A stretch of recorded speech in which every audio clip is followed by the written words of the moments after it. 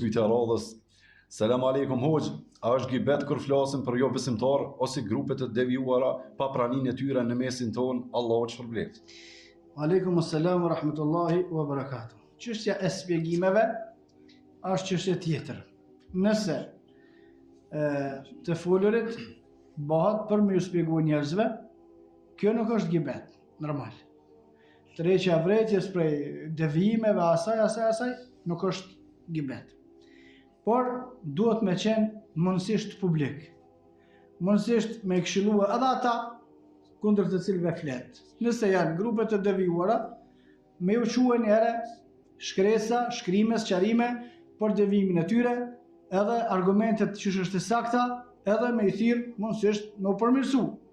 Nëse jo, atëre me ju fol njerëzve për me i mbrojt prej sherrit e tyre, ma nuk bën pjesë të përgojimi, por bën pjesë të mbrojtja e muslimanëve. I ndrohet dispozita, për që të na nuk thojmë përgojimi është halal, ose përgojimi që me cilin merr sevap, sigur thonë disa jo, por hiqet dispozita e përgojimit, se si më të bë përgojim, por jemi duke tërheqë vërejtjen që me mbrojt muslimanët e tjerë nga sherri i atij, nëse është person, ose nga sherri i grupit nëse është grup, wallahu a'lam.